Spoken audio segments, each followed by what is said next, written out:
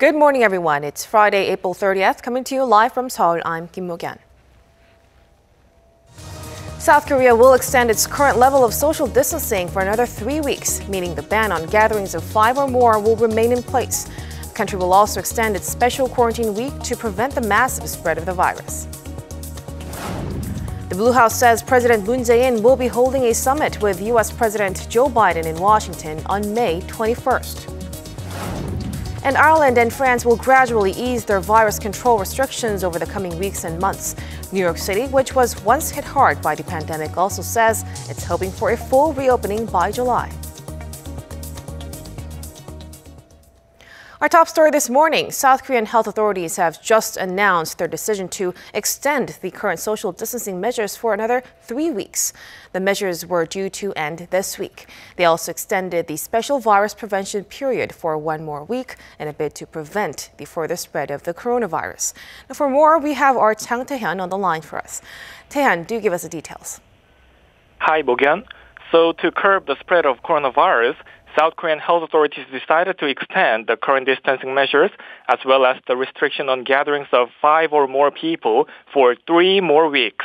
Acting Prime Minister Hong Nam-gi at a meeting on Friday said the decision was made after considering the caseload and remaining number of hospital beds over the past weeks. And the caseload could go up as more people tend to travel during the May holidays, like on Children's Day. Along with distancing measures, the country will also extend the special virus prevention period for 1 more week. During this time, all government ministries will continue to thoroughly inspect virus prevention measures in place at facilities under their supervision and maintain a ban on private gatherings among civil workers. To stop the spread, health authorities will ramp up testing to find mild or asymptomatic cases.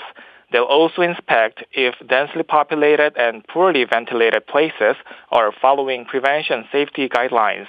On Friday, South Korea reported 661 new COVID-19 cases, staying in the mid to high 600 range for 2 straight days. That's all I've got for now, and I'll be back with more details. Thank you for that, Tae-hyun. Now, President Moon Jae-in has received his second dose of the AstraZeneca COVID-19 vaccine. Like his first, he got a preliminary health checkup this morning to make sure he was fit enough to get the jab.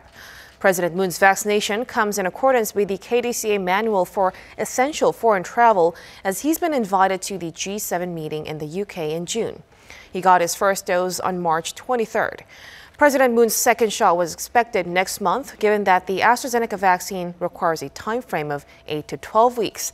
However, it was administered earlier as he travels to Washington in late May for a summit with U.S. President Joe Biden. A little over 2 months since South Korea began its vaccination rollout, over 70% of those at long-term care facilities have now been inoculated. The KDCA could soon consider allowing in-person visits by fully vaccinated family members and friends of patients at nursing homes. Our Lee Kyung-eun brings us the updates. No place is safe from COVID-19.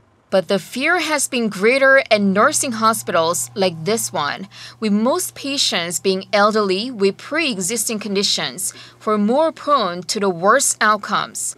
Now that they've received their vaccines, people here say they feel a bit safer.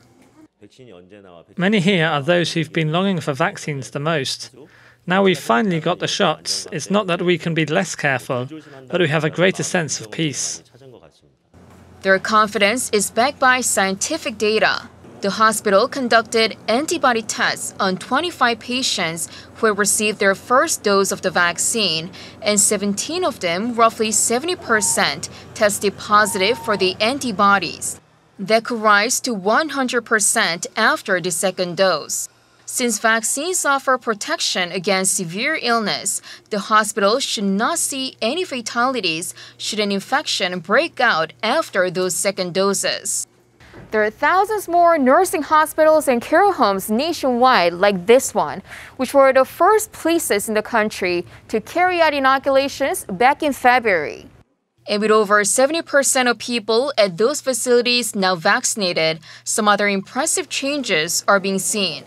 The number of cases among nursing patients and staff dropped from 1,400 during the peak of the third wave to 34 last month. Fatalities also dipped from triple digits to a single-digit figure. The head of Korea's Nursing Hospital Association called this the impact of creating a, quote, small Israel among nursing hospitals. Infections still pop up in nursing facilities, but the scale has been drastically cut. This shows how effective vaccines are in containing the transmission speed and scale.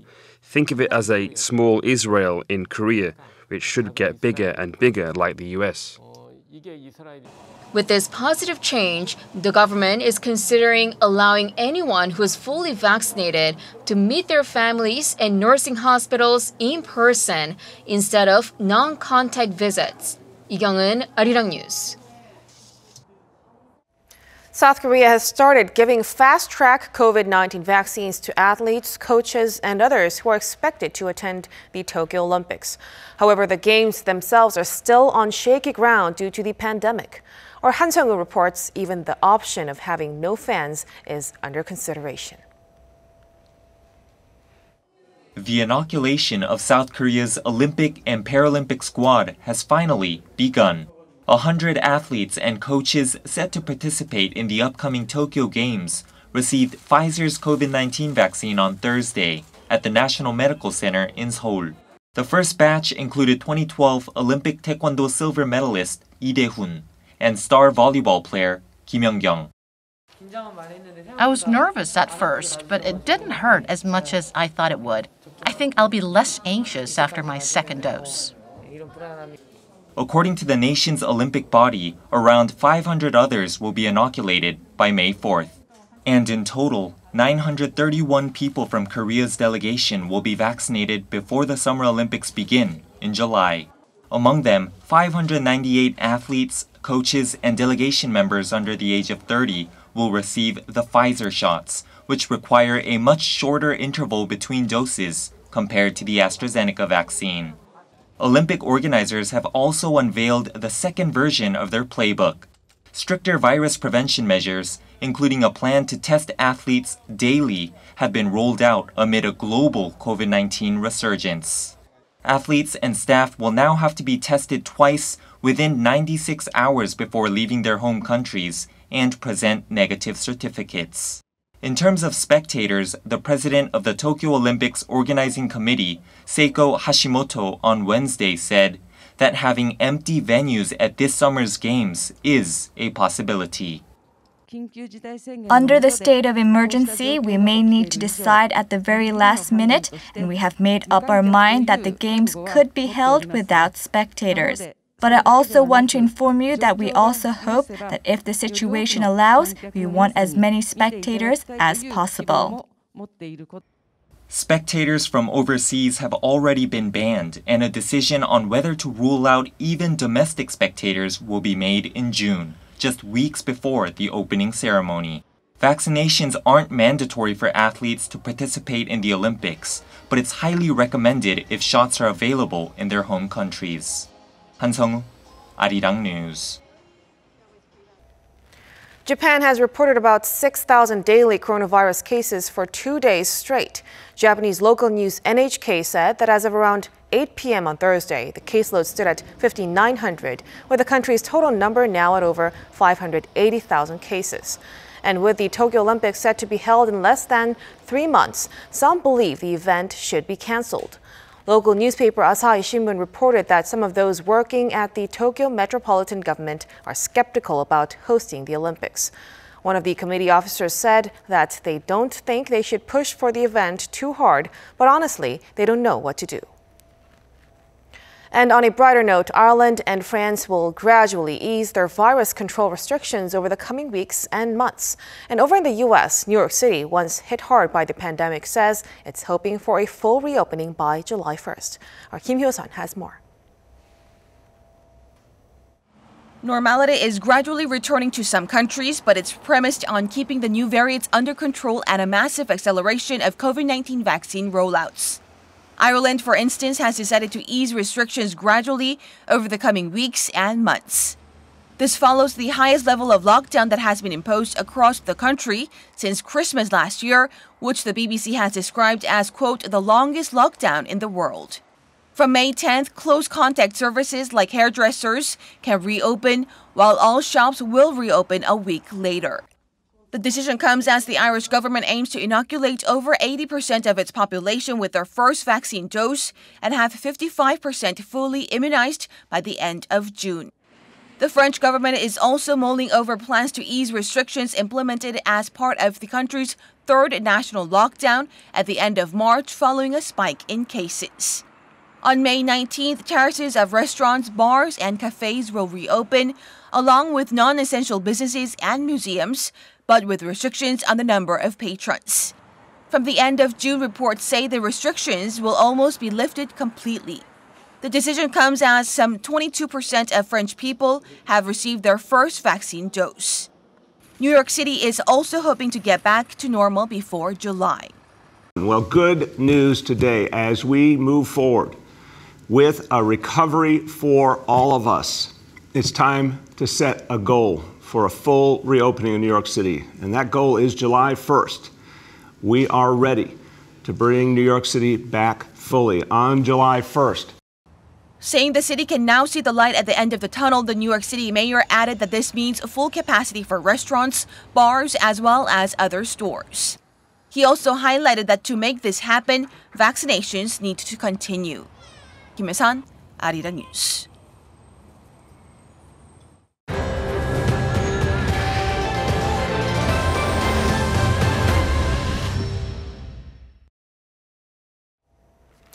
President Moon Jae-in will have a summit with U.S. President Joe Biden in Washington on May 21st. South Korea's top office said Friday the visit will reaffirm the solid Seoul-Washington alliance and will expand the comprehensive and reciprocal cooperative relationship between the two allies. It said that the two leaders are expected to hold in-depth discussions on ways to cooperate for complete denuclearization and lasting peace on the Korean peninsula, as well as issues related to the economy, COVID-19, and climate change. The White House also issued a statement saying that Moon's visit will highlight the ironclad alliance and that Biden is looking forward to working with Moon to further strengthen the alliance and expand cooperation. U.S. top intelligence officials say North Korea may resume missile and nuclear testing in order to provoke the U.S. and its allies, including South Korea. The U.S. also assessed that the current level of pressure on the regime may not be enough to prevent provocation. Our Choi Min-jung reports. North Korea is expected to continue to provoke the United States and its allies, including South Korea, by resuming missile and nuclear testing. This is according to the director of the U.S. Defense Intelligence Agency, Scott Barrier, in a written statement on Thursday to the Senate Armed Services Committee. The Army general said that the U.S. expects the regime to continue its nuclear, missile, and military modernization efforts this year. However, he did point out that the North will avoid provoking the U.S. at first, while it assesses the Biden administration's approach to the regime. The official also added that North Korea could seek justification for any potential provocations by pointing to the Seoul-Washington joint military exercise. The detail and scope of any action is expected to largely depend on the amount of pressure Kim Jong-un deems necessary to put on the U.S. and South Korea. During Thursday's committee hearing on worldwide threats, U.S. Director of National Intelligence Avril Haines also said the regime would likely make aggressive and destabilizing moves in order to break up the U.S. and its allies. She said this could be done by further developing and testing nuclear weapons and ICBMs. The intelligence agency believes that Kim does not seem to see the current level of international pressure on Pyongyang as sufficient enough to change his threatening approach. According to the agency, the North's leader considers nuclear weapons as the ultimate deterrence against foreign intervention. Both Haines and Barrier said that there is no sign Kim is taking any steps to achieve denuclearization, a key pledge made in 2019 during Trump's presidency. Choi Min-jung, Arirang News.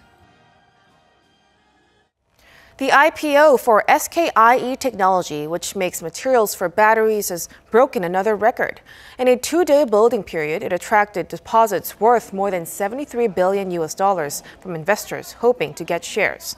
Experts say the last big chance for the public to apply using multiple platforms created the scramble for stocks. Competition for shares stood at 288 to 1, meaning some investors may be left without a single stock. The share price for SKIE Technology is at about $95 and it will debut on the Kospi on May 11th.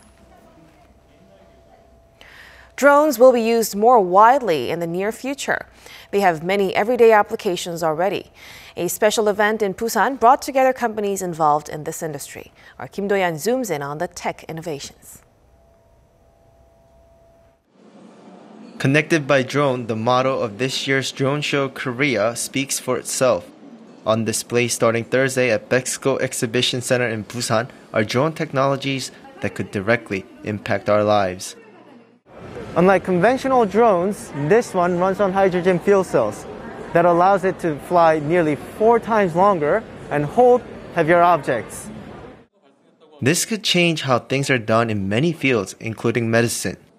It means that this drone is able to bring the patient's blood samples, and in other words, it can bring the specific medication or medical equipment to the scene from the hospital as well.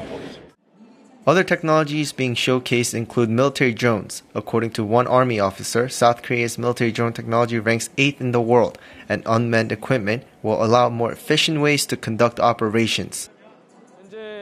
Right now, the Army plans to fully push ahead with drone bot units by 2030. From 2018 to 2021, we believe we have laid a good foundation, and we will move forward from here to achieve it. There are 134 companies and institutes showcasing their technologies at the expo, with 417 booths in total. This includes municipal districts using drones to boost public safety and law enforcement.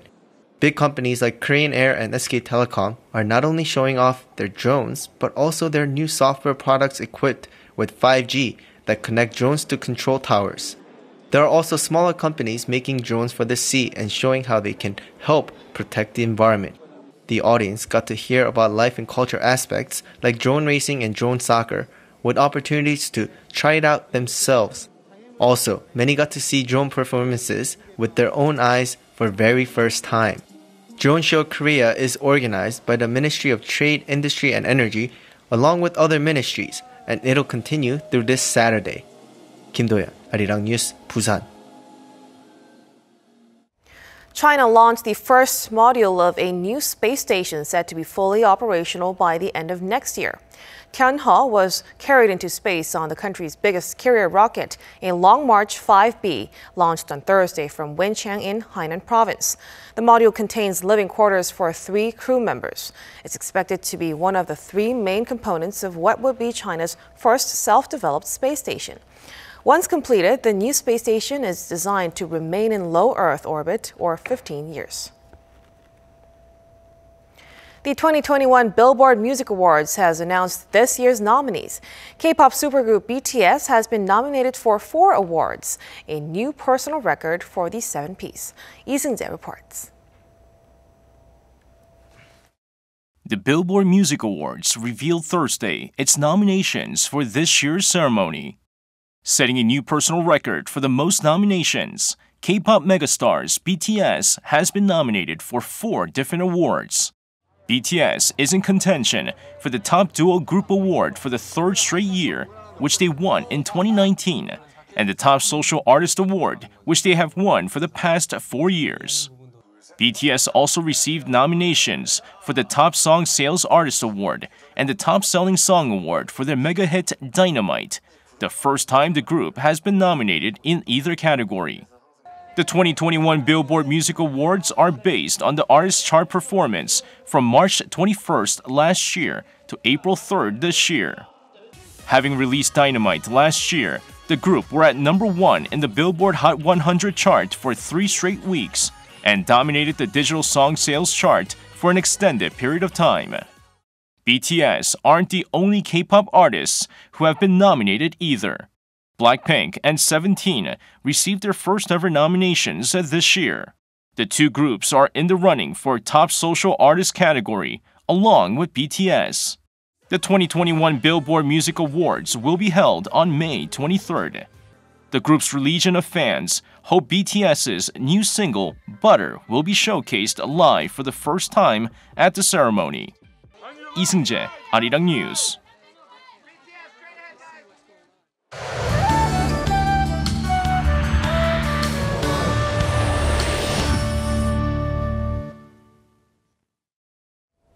Good morning. The rain from last night is letting up while east of Gangwon-do province will see rain into tonight. In fact, Seoraksan Mountain even received snow overnight. Anyway, other regions will see rain returning tonight after a break during the day. And during that break, we'll be actually under sunshine. In fact, certain parts of the country will have strong UV rays with very strong UV rays expected for Jeju Island during the day today. And rain did put the brakes on the unseasonably warm temperatures we saw recently, and readings will be 3 to 4 degrees lower than season norms. And the round of rain that returns tonight will stay through Sunday. East of Gangwon-do province will see up to 60 millimeters of rain, with the capital and southern regions to see 5 to 20. More rain in store on the eve of Children's Day next week and on the day of the holiday, while temperatures will remain slightly below season norms for next few days. That's Korea for you, and here's a look at the weather conditions around the world.